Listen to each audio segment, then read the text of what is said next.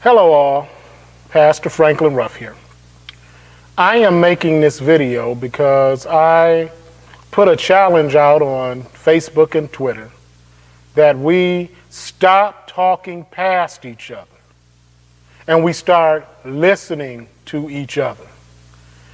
And it's only fair if I'm going to put that out there that I at least attempt to demonstrate it. Because what happens when we stop talking past each other and we start listening to what each other is saying, we can begin a dialogue and we can begin a conversation. It is my hope that people such as myself are able to step up and at least try to contribute to getting this dialogue started within our country so that we can come together and find some common ground and find a way to fix the issues which are going on in our country today. And so you need to be able to listen to the points of view of others and see, again, where you can find common ground. And so in the process, today I was looking at my Facebook and I came across this article. It's called Create Justice Now, Criminalize Police Brutality and Correct the Justice System. It's by Dr. Leah Lewis, Reverend Dr. Leah Lewis. She has a Juris Doctorate, a Master of Divinity, a Doctorate of Ministry.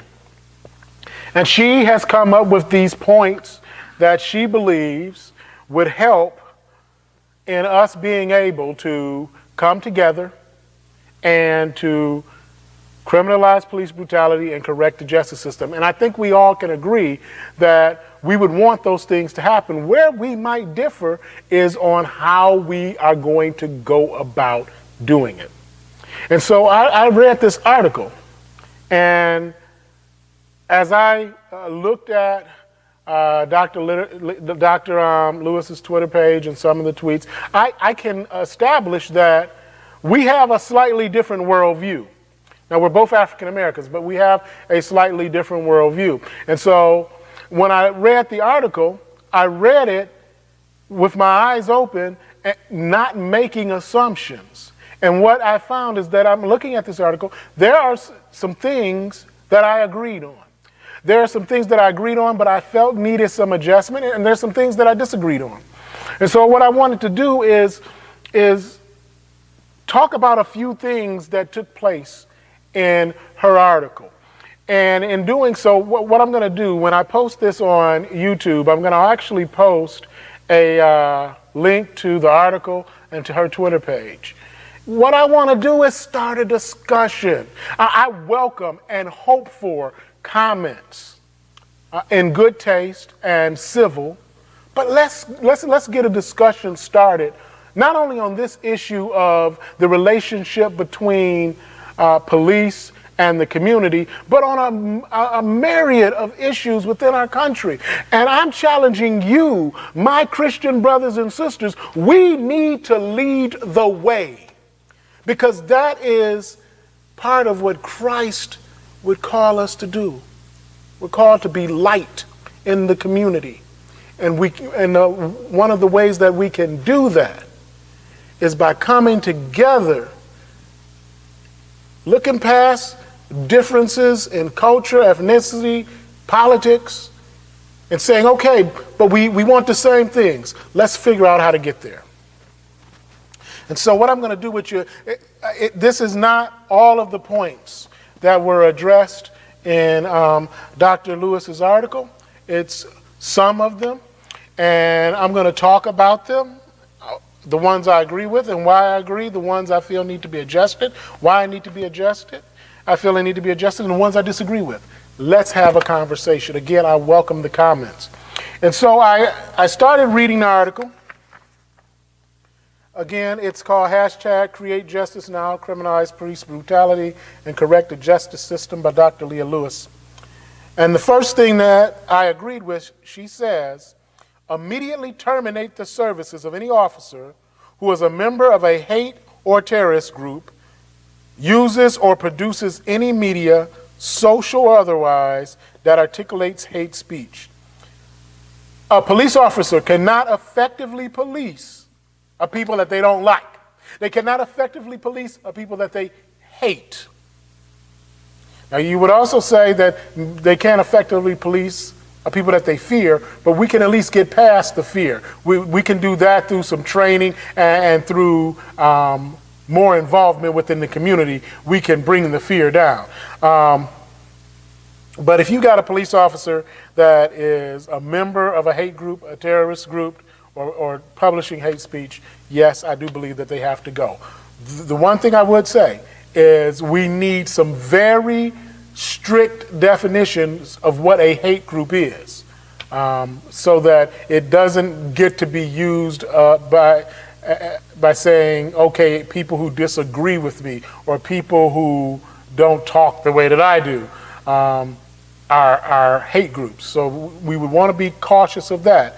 But definitely these are people that need to be relieved of their badges. It also says, immediately suspend without pay any officer on duty or off duty who uses excessive force as established by established best practices and or federal guidelines. Any officer that unlawfully detains or arrests a citizen. Now here's the thing.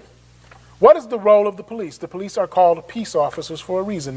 They are to maintain peace within the community. They are to uphold and enforce the law. And so if you have a police officer that is using excessive force beyond the guidelines that they should, and they are unlawfully detaining, unlawfully arresting U.S. citizens, they are not upholding the law. They are not keeping the peace. And yes, they also should be relieved of their badges. In rape cases, regardless of the gender or sexuality of the offended citizen, the officer must submit to the indictment process, establish a citizens complaint board comprised of 5 verifiable rape specialists, advocates, and physicians. They, more than any group, are vested in ensuring that only legitimate claims come forth and trigger the criminal justice process. And so I'm all for this. You have a panel of individuals that has been established that have a vested interest in making sure that this is done right. And so I would support that. Also, if any officer is indicted, tried, and convicted of any crime of police brutality, his or her privileges to serve in law enforcement cease in perpetuity. In addition, he or she may not serve as a security guard, bounty hunter, bail bondsman, private investigator, ever. Additionally, they are prohibited from owning a firearm, deadly weapon, or retaining funds raised via fundraising campaign to support him or her during the suspension and termination for police brutality. I'm all for this as well. Okay, this person has been tried and convicted. They should no longer be a police officer. They should never be a police officer. I have no problem with saying that they are not allowed to be placed in positions where they have such authority, as in being a bail bondsman, being a private investigator, security guard, bounty hunter. I have no problem with them not being allowed to own a firearm.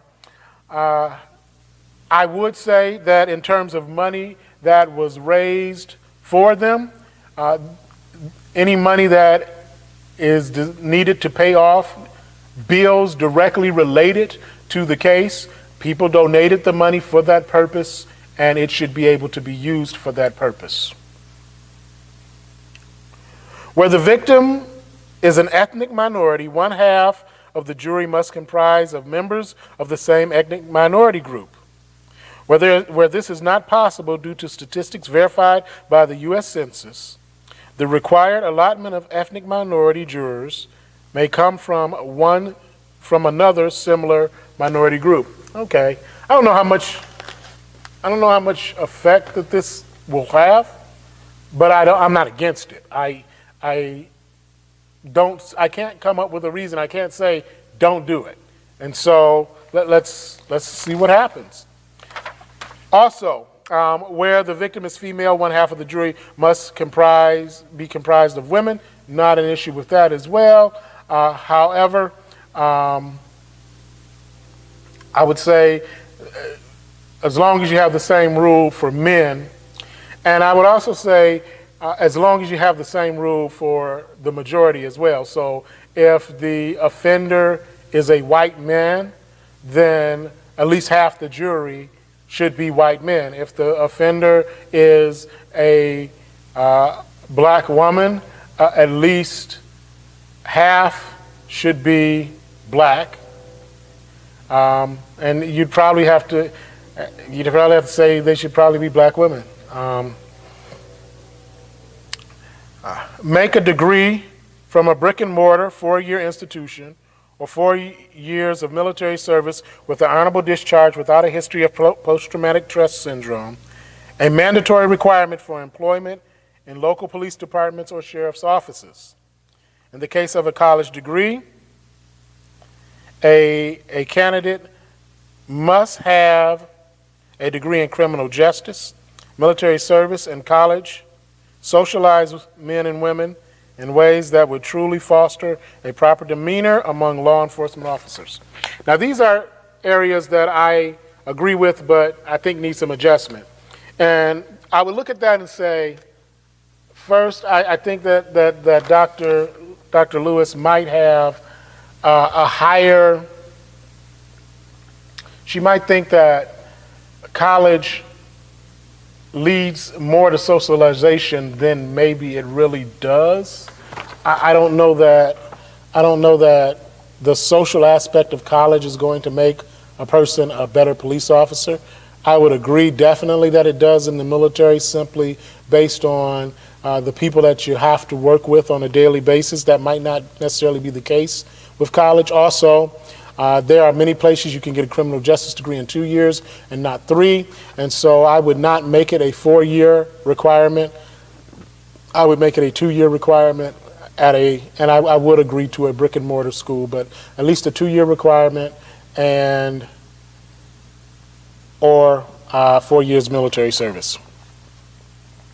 I would also do this. I would personally allow for a person with 4 years of military service to come in at a higher pay rate than someone with 2 years of college. That's just my opinion. Place all cases of police brutality immediately under the authority of the Federal Bureau of Investigation. Now, I agree with this partially again. I live in Kansas. In Kansas, we have the Kansas Bureau of Investigation. The way I think that this should work is that if the offense took place in a local police department, a local city, a local county, then a state enforcement agency would investigate that, and it's a state investigative agency would investigate it. So if it took place, for instance, in Wichita, the state of Kansas, probably KBI, Kansas Bureau of Investigation, would be responsible for that investigation.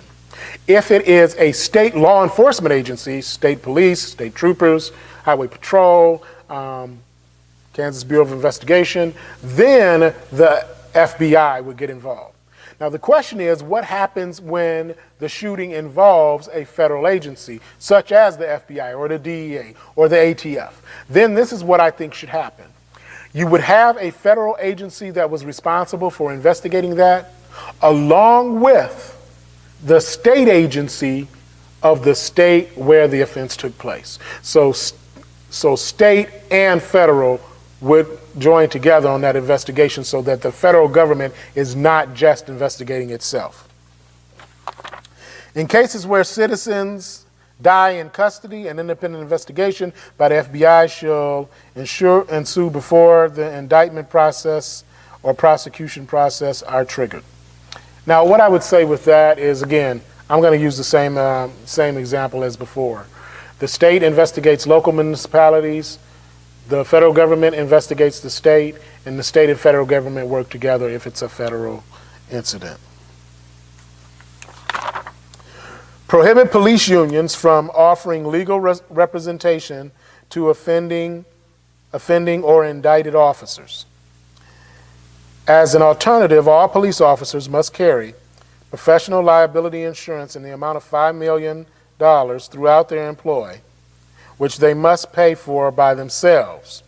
Failure to carry liability insurance is grounds for suspension until the liability insurance is secured. This serves two purposes. It reduces the power of the Blue Shield, including the Blue Wall of Silence, and should alleviate the burden of liability upon municipalities and taxpayers who pay families of victims of police brutality. Now, here's the deal. I can agree with this, but I would say this. I would not have a problem with the officers having to carry their own liability insurance. But since we are adding an additional burden to existing police officers, an existing something that they have to now pay for, I would say allow for it to be negotiated through the police department or through the union, and the cost of the premiums would be taken out directly from the police officer's check. Maybe even could have some tax incentives there, just like you would do with portions of health care, just like you would do with, for instance, life insurance. Now, you say, well, why are we doing this? Because if a officer is able to purchase the liability insurance through their department or through the union, two things happen. One, you know it's always being taken care of, that you know that they have it because payroll is making sure that it's being paid for each month. And second, they would be able to take advantage of group rates at that point. Okay, so those are the things when I looked at this that I agreed with, either totally or I felt needed to be adjusted. Now, again, Dr. Lewis and I, we would have some disagreements on some issues. And we will look at this whole subject of justice reform slightly differently. And so when I looked at her suggestions, there were some things I disagreed with. And so let's talk about those. Immediately suspend without pay any officer on duty or off duty who fires a gun on an unarmed citizen, resulting in the citizen's bodily injury or death. Again, here's the issue here. Due process. I am a strong believer in due process, and I do not believe in taking away an individual's livelihood before that due process has been given. We are in a society, unfortunately today, where there is almost the assumption of guilt. And that's on all levels, that from the poorest to even the richest. Even at least in the court of public opinion, a lot of times there's the assumption of guilt. We cannot do that, and so I am not for suspending without pay before the process has been gone through. Sit them at a desk, send them home, suspend them with pay. Now, I do have a remedy for what happens if they are convicted. And I'm going to talk about that a little bit later. Another thing, she said immediately suspend without pay any officer on duty or off duty who is accused of rape. Here's the problem. They are accused. Now, the vast majority of rape accusations are made and they are legitimate. But we must accept the fact that yes, sometimes illegitimate or wrong accusations are made. Sometimes the accusation is correct, but the person is wrong. And so I am not willing to take away someone's livelihood. They have a family, a spouse, perhaps children, bills that they need to pay, and I'm not willing to take their money away from them based on an accusation. Let's go through the due process. She says immediately suspend without pay any officer on duty or off duty who is in the proximity of any citizen who is assaulted, battered, or dies while in police custody. Again, now what does that mean? It says in proximity. What if they're in the proximity and they try to stop it, but were unsuccessful? again, the suspension without pay, I think, is a little bit harsh. And here's another one. Suspend without pay if potentially involved in a cover-up of police brutality. Again, no, we can't do that. We can't take away a person's livelihood for being accused. We can't take away a person's livelihood for potential. Let's go through the process. Now, what happens when we go through the process and the person is found to be guilty? Well, there are two things that I think we do.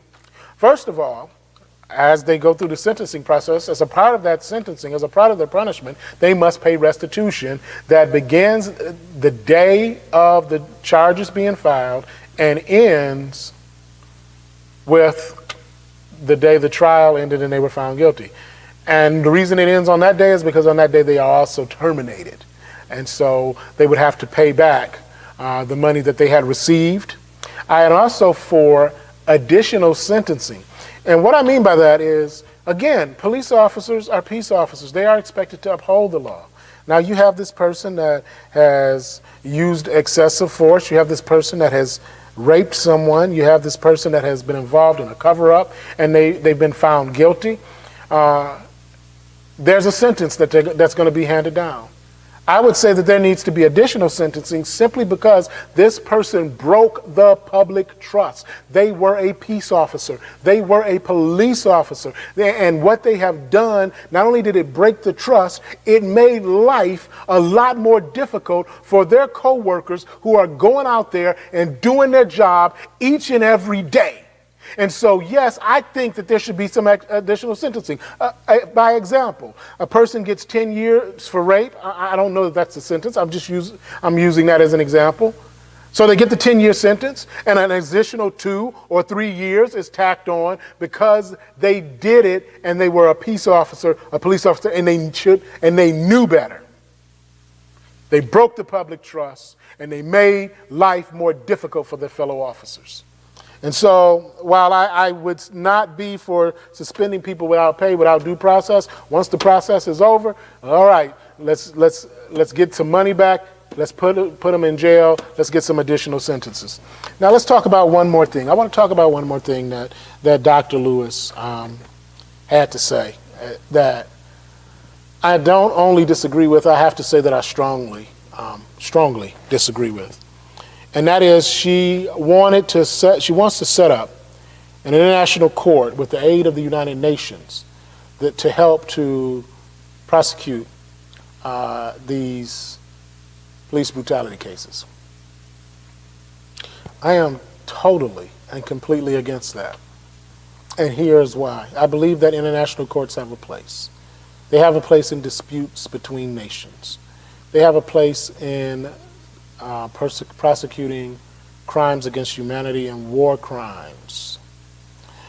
They have a role in dealing with disputes between citizens from different nations when it is not clear which nation has jurisdiction. Now, while I know that there are those out there that would say, well, police brutality could be counted as a crime against humanity, in that thought process, you are absolutely right. However, since these law enforcement officers are U.S. citizens and they are doing their duties within the boundaries of the United States, we need to handle it. Is it going to be difficult? Yes. Is it going to take some hard work? Yes. Are we going to have to sit down and try and hatch this thing out together? Yes. But I do not believe, and I cannot support, giving up part of our sovereignty to an international organization in that way. We can deal with this. We can do this. It's going to be hard, and it's going to take some change and some difficulty, and there'll be hard knocks, but we can do it. I can't think of any circumstance, to be honest, in which I could honestly support giving up legal sovereignty to an international court on issues like this. Let's fix it ourselves. Now, again, Dr. Lewis and I, we see things a little bit differently, but I think that were we in a room together, we could sit down and we could have a calm discussion about this. And we could come together and come up with some solutions where we have common ground, because we all want to fix the problem. All of us do. The only people that don't want to fix it are the people who are the problem. They want to maintain the status quo. That's a very small percentage. The rest of us, we want to fix it. But the problem that we have right now is that we are so busy yelling. We are so busy talking past each other. We are so busy trying to shout each other down. And nothing, my brothers and sisters, nothing is going to get accomplished that way. If we keep doing it that way, we're going to have this same problem 5 years from now. We're going to have the same problem 10 years from now, a quarter century from now. But we can start today, you and I, to fix it if we just sit down and listen to each other. And guess what? If we do that, we can not only fix this issue, we can fix other issues that we are having in our nation. And again, I'm calling my Christian brothers and sisters out, because we are called to be light, salt and light in this world. And it's us. First of all, we got to talk to each other, because let's just be honest. Even Christians do not agree on how to deal with the issue. We might agree on that the issue is an issue, but how to deal with it. So we have to come together first with each other and discuss these issues and try and come up with solutions. Then we have to go out into the world. Let's start talking, brothers, sisters, friends. Let's listen to each other. Let's have compassion for each other. Those of you in law enforcement, have compassion for those of us as black men that are basically telling you how we feel when we're being stopped, the anxiety we have. People, have compassion for our law enforcement, the hard work that they do each and every day. Have compassion for the fact that a lot of times they don't feel supported. And ask yourself, what can I do? What can we as a community do to make sure that our law enforcement do feel supported? And that's unless you are one of those people that don't honestly believe that most police officers, the vast majority, are trying their best to go out there and do their job each day. Most of us believe that. And so how can we have compassion? How can we help to make their job just a little bit easier?